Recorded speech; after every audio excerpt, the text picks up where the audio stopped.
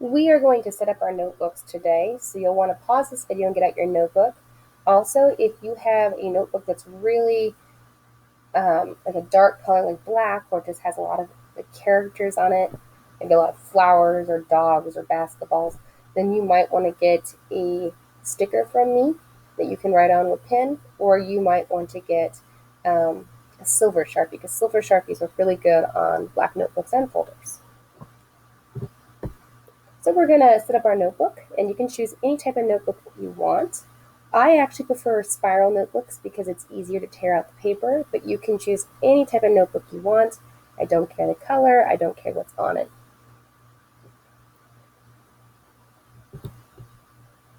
So we're going to start with the front of the notebook. You'll need your first and last name. You'll need to write either social studies or SS, and you'll need to have your grade level on there, whether that be 6th grade, 7th grade, or 8th grade. I do not care the order of those things as long as they're on the front somewhere.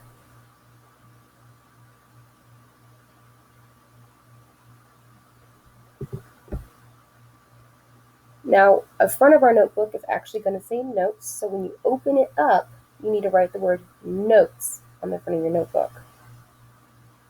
We are going to do our notes in the front of your notebook so they don't get interrupted by any bell ringers.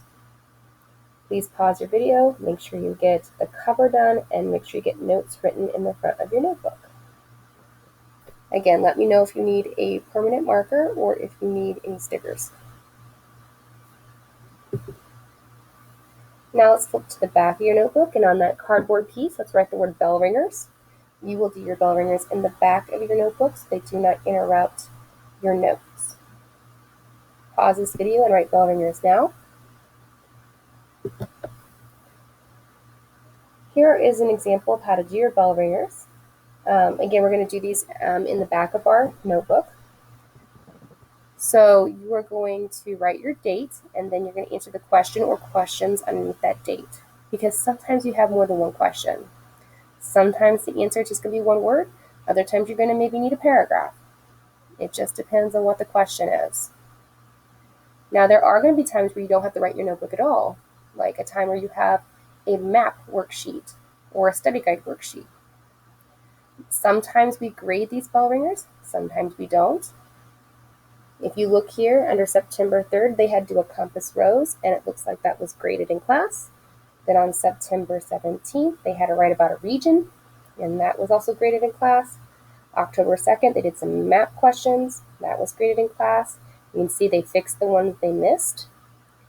And then October 10th, they did a timeline, and that was also graded in class. And you can see again, it was fixed. And we always go through when we fix the things that we miss on our bell ringers. Now, if your bell ringer ever needs to be turned in, I will let you know that. If you forget your notebook at home, then you are going to need to do your bell ringer on another piece of paper, and then you're going to cut it out or tear it out, and then you're going to staple it in or tape it in when you do get your notebook. And of course, if you lose your notebook and it's been maybe a few days to a week, then you need to ask your family to buy you a new notebook. If you cannot afford any of your school supplies, please talk to either Mrs. Toll, the counselor, or myself, and we'll hook you up. Now, don't worry about copying anything on that lined paper. You just need the information on the cardboard paper that says bell ringers. Let me know if you have any questions.